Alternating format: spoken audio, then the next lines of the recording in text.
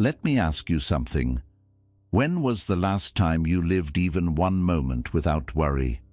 Not pretending, not smiling to hide the pain, but truly feeling light, present, and free.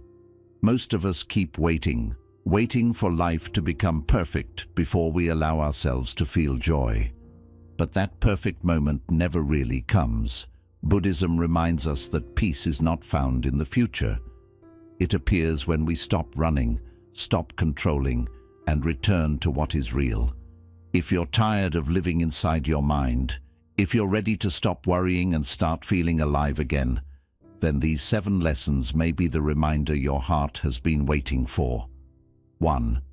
The present moment is the only safe place you'll ever have. One of the core truths in Buddhism is that real peace and real freedom exist only in the present moment. It may sound simple, but once you truly understand it, everything shifts. The past is gone. It exists only in your memories. The future hasn't arrived. It lives only in your imagination. But worry doesn't care about any of that. It drags you into a mental world full of what-ifs and maybes. It creates worst-case scenarios, builds fears out of nothing, and convinces you that danger is always close by. And because you keep thinking about those fears, your mind and body start reacting as if they're real, even though you are completely safe right now. When you worry, you're not living in the moment you're actually in. You're living in a future that hasn't even happened yet. You're suffering through situations that exist only in your mind. That's how strong thoughts can be. They can take away the peace that is already here. But the moment you bring your attention back to what is real, your breath moving in and out, the feeling of your feet on the ground, the sounds around you, something begins to change. Your nervous system starts to relax, your chest feels lighter, and your thoughts slow down. Because the present moment is not just an idea, it is a place, a safe space. It's the only moment where life is truly happening. Everything else is just noise. And here's the most important thing. Worry cannot survive when you are truly present. It lives on imagination. It disappears in reality. When you are fully anchored in the now, there is no room for fear about what has not happened yet. Your mind may still try to pull you back into worry. It may whisper, "What if something goes wrong tomorrow?"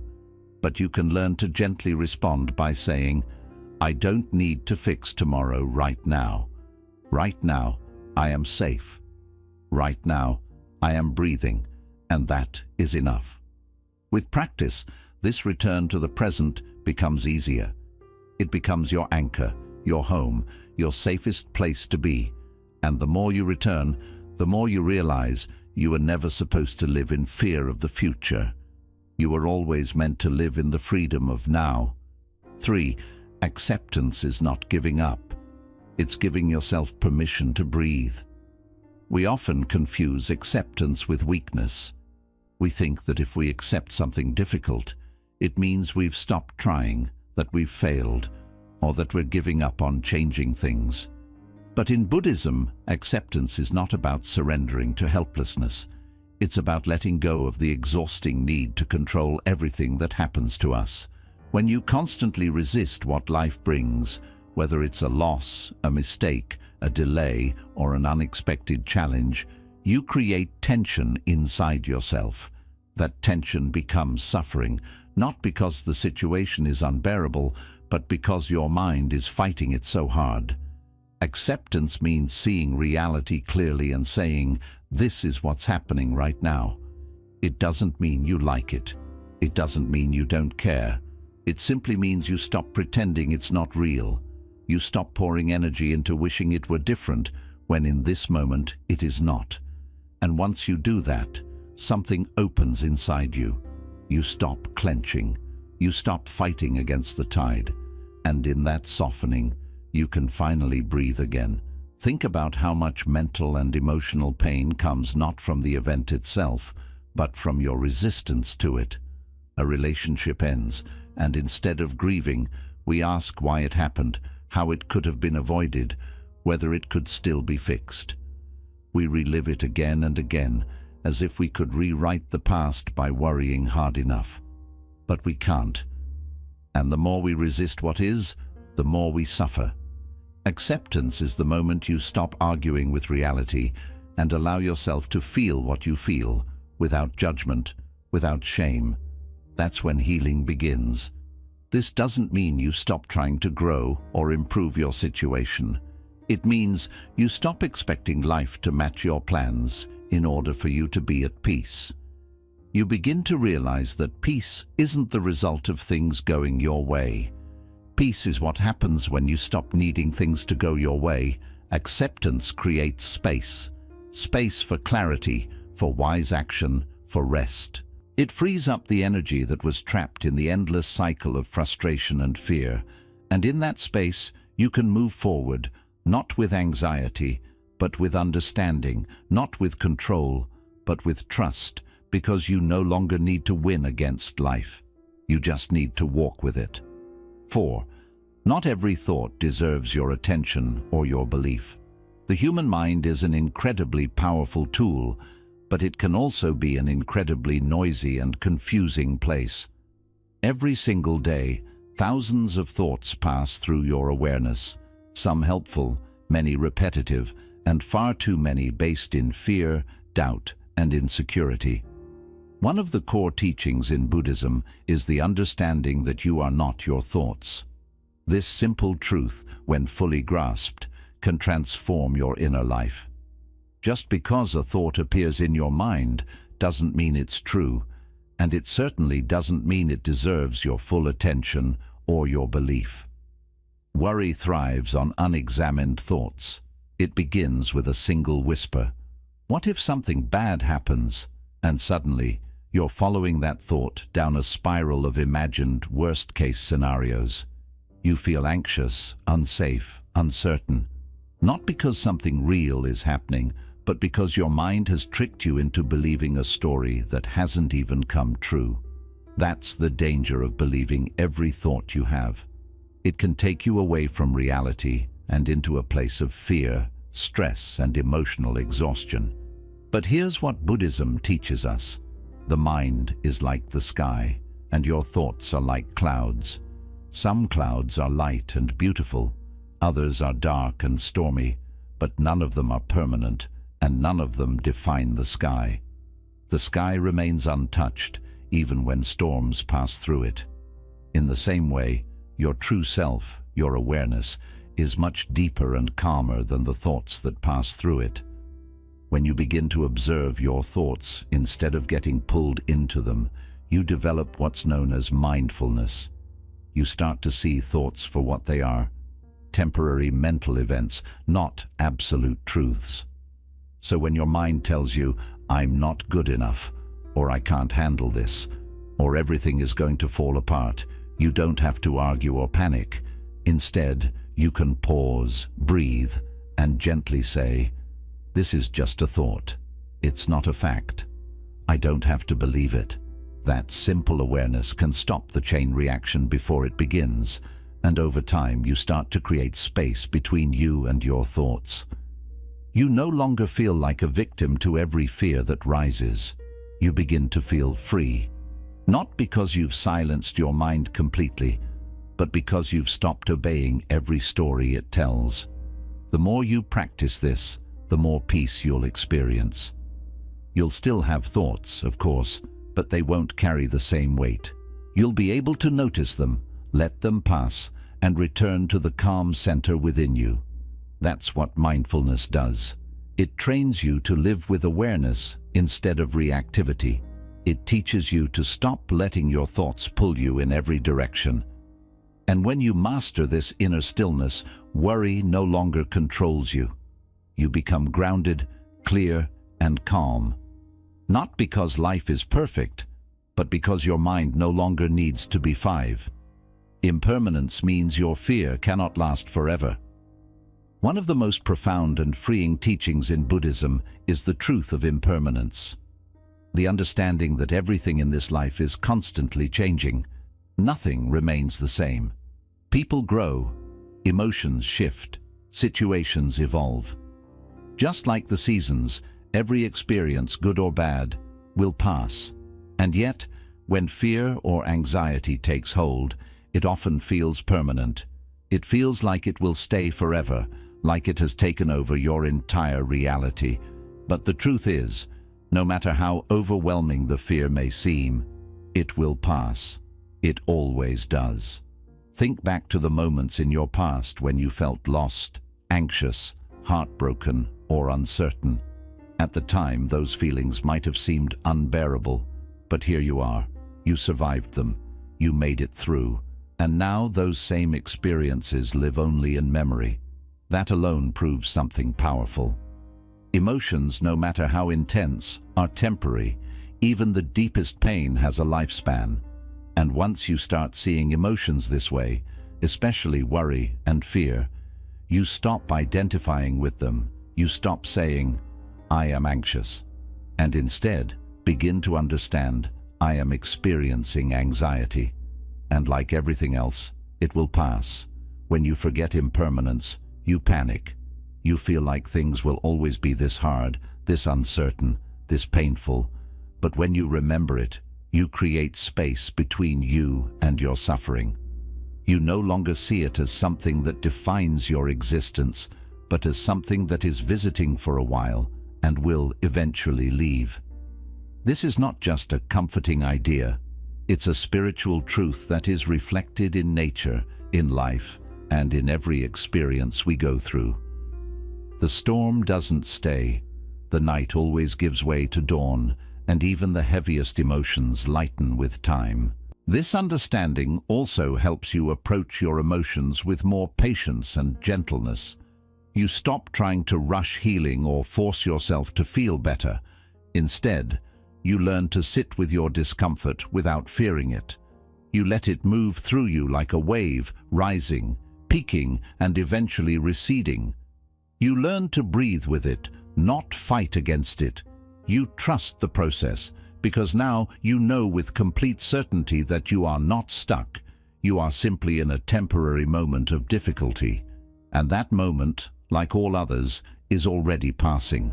So when worry shows up, and your chest tightens, and your mind begins spinning stories about what might go wrong, take a step back. Place your hand over your heart. Remind yourself gently, this is only a moment. It will not last. I have survived so many before, and I will move through this too. That simple reminder, spoken with awareness and care, can bring incredible peace to your inner world. Because when you stop fearing your fear, and you start trusting the nature of impermanence, you unlock a kind of inner calm that no storm can shake. Let go of control. That was never your burden to carry. One of the greatest sources of worry in life comes from the illusion of control. The belief that if we think hard enough, plan far enough, or try long enough, we can make everything go exactly as we want. We tell ourselves that if we just stay alert, we can prevent bad things from happening, avoid pain, and keep everything and everyone in perfect order. But this belief, while understandable, is a heavy burden to carry, because no matter how hard you try, there will always be things beyond your control. Other people's choices, unexpected events, shifting circumstances, and even your own emotions at times. Trying to control everything doesn't bring peace. It creates anxiety. It builds a life based on fear, not freedom. Buddhism teaches us a different way. It encourages us to act with intention and wisdom, but without clinging to the outcome. This means you do your best in every situation. You show up fully. You give your energy to what matters. You respond with mindfulness, but then you release the rest. You trust that the river of life will carry you where you need to go, even if the path looks different than you imagined. Letting go doesn't mean you stop caring. It means you stop suffering over what isn't yours to control. It's not weakness, it's maturity, it's strength of a different kind. The kind that comes from knowing that peace is more important than perfection. Think about how many nights you've stayed awake replaying conversations, stressing over decisions you can't undo, or fearing outcomes that haven't even happened. All that energy, all that tension, and yet nothing changed except your exhaustion. The truth is, the future is not something you can fully shape with worry. It's shaped by presence, action, and trust. And when you realize that, you can begin to release your grip. You can breathe again. You can walk more lightly through your life. Letting go of control also means surrendering the idea that you must be perfect in order for things to work out.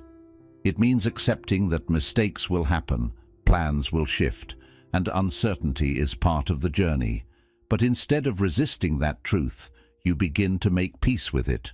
You start trusting that life has its own intelligence, that there's a deeper order behind what appears to be chaos. And that trust becomes your anchor in times of change. You don't need to figure everything out right now. You don't need to have all the answers. What you need is to return to yourself again and again and ask, am I doing my part with presence and care? If the answer is yes, then let the rest unfold. Give life room to breathe. Give people room to be who they are. And give yourself permission to not know everything. The freedom that comes from letting go is not the kind that floats above life. It's the kind that sinks deeper into it. It's the kind that allows you to show up with more love, more clarity, and more peace, because your energy is no longer wasted trying to control what was never yours to begin with. 7. Speak kindly to the voice inside you that worries. Most people carry an inner voice that constantly worries, questions, doubts, and prepares for the worst. It shows up in moments of silence, when you're alone with your thoughts, or when something uncertain appears on the horizon. It whispers things like, "Are you sure you can handle this?" Or, "What if everything falls apart?" This voice is not cruel by intention. It doesn't speak to hurt you. In fact, it believes it's protecting you. It tries to prepare you for possible danger, heartbreak, or disappointment. But over time, that same voice becomes a source of stress and exhaustion. It keeps you in a state of constant alertness, draining your peace and robbing you of joy. Buddhism teaches compassion, not only toward others, but toward yourself, and especially toward the parts of you that are scared. Instead of fighting this inner voice or silencing it through force or frustration, the more healing approach is to meet it with kindness and understanding. Just like you would comfort a frightened child who doesn't understand the world yet, you can begin to speak to your inner self with calm reassurance. You can say, "I know you're afraid. I know you're trying to keep me safe. But we are okay right now. We don't need to panic. We're just going to breathe and take one step at a time." When you move from judgment to compassion, something powerful shifts within you. That fearful inner voice no longer needs to shout to get your attention. It begins to soften. It starts to trust you. For many people, their inner voice is loud not because it's strong, but because it feels ignored and misunderstood. When you acknowledge it with kindness instead of frustration, when you sit with your fear instead of fighting it, you create room for peace. You build a relationship with yourself based on trust rather than control. This doesn't mean you give in to every fear or allow anxiety to lead your life. It simply means you learn to stay present with it, like a calm teacher guiding a worried student. You stop asking, "Why am I like this?" and begin saying, "It's okay to feel this, and I can still move forward." That shift is the heart of Buddhist self-compassion, meeting your inner world with awareness and kindness instead of shame or resistance. And as you keep practicing this, the voice that once overwhelmed you slowly becomes quieter, not because life has suddenly changed, but because your relationship with your own mind has healed you, become your own safe place. You've discovered that you don't have to battle yourself to grow. You simply need to support yourself through the growth. And that kind of softness isn't weakness. It is one of the strongest forms of strength. Because when you can sit with your own fear without escaping from it, you are no longer ruled by it. You become free.